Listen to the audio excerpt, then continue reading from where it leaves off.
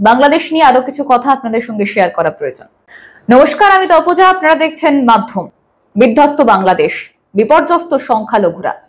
আন্দোলনের লক্ষ্য তো ছিল অন্য, হঠাৎ পাল্টে গেল কেন সেই অভিমুখ? হিন্দুদের তো বটেই, একের পর এক সংখ্যালঘুরাই কেন টার্গেট বলুন তো? আচ্ছা, মনে প্রশ্ন জাগছে না? কি অভিসন্ধিতে গড়িয়ে দেওয়া হচ্ছে বাড়িঘর? সমাজ মাধ্যমে চোখ রাখা দায়। দেখেছেন বাংলাদেশের 29টি জেলার এই অস্থির পরিস্থিতির ছবিটা? হিন্দু বৌদ্ধ খ্রিস্টান ঐক্য পরিষদ বলছে কম করে 9টি মন্দির এখনো পর্যন্ত ভেঙে গড়িয়ে দেওয়া হয়েছে। শুধু তাই নয়, পাশবিক এই অসভ্যদের হাত থেকে বাদ পড়েননি মা বোনেরাও। ভাবা যায়? জেলাভিত্তিক এমন আরো কিছু ঘটনার কথা আপনাদের সামনে রাখছি, বিচার করুন আপনারাই। কারা এই স্বৈরাচারী? কেন হিন্দুরাই তাদের টার্গেট? দেখুন দিনাজপুরের পরিস্থিতি। ফুলতলা শ্মশানঘাট জোর করে দখল করে নিয়েছে দুর্বৃত্তরা। অন্যদিকে এই সময় পার্বতীপুর কালী মন্দির সহ মোট 5টি মন্দির ভেঙে তছনছ করে দেওয়া হয়েছে। আর মোতাবগঞ্জ বোবাগঞ্জ মাথার ছাদ খুইয়েছেন সেখানকার সংখ্যালঘু মানুষ।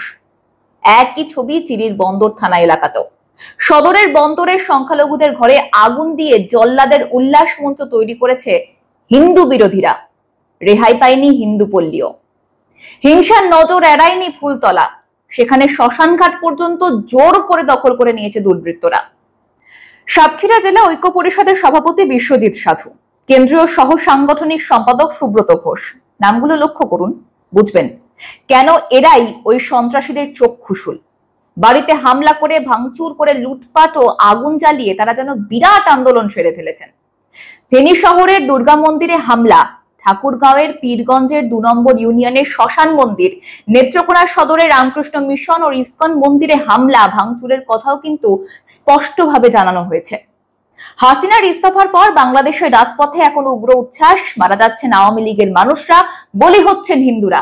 কোথায় তাদের নিরাপত্তা? প্রশ্ন তুলুন, আর কবে তুলবেন? যশোরের ধোপাদি পালপাড়া গ্রাম, যেখানে 3টি বাড়িতে আগুন লাগানো হয়।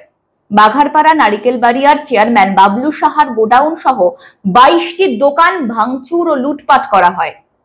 কেশবপুরে লুট করে গুড়িয়ে দেওয়া হয়েছে হিন্দুদের বাড়ি। সদরের বেজপাড়াতেও এই ঘটনার পুনরাবৃত্তি করতে চাইলে সেখানে প্রতিরোধ করে সংখ্যালঘুরা। রেহাই পায়নি বর্মনপাড়াও। শুধু হিন্দু নয়, শালবরাট গ্রামের হিন্দু পাড়ায় রংপুরের তারাগঞ্জে আহমিয়াদের উপাসনালয় হামলা চলছে।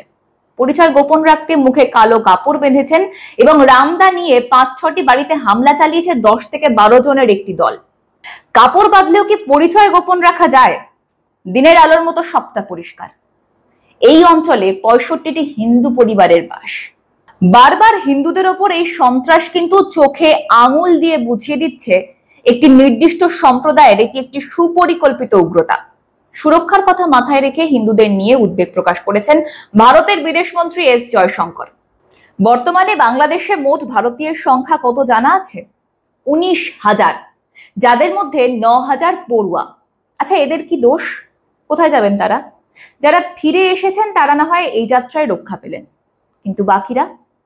তাদের নিরাপত্তা সুনিশ্চিত করবে কে? এ বিষয়ে আপনাদের মতামত জানান আমাদের কমেন্ট বক্সে। সঙ্গে দেখতে থাকুন মাধ্যম।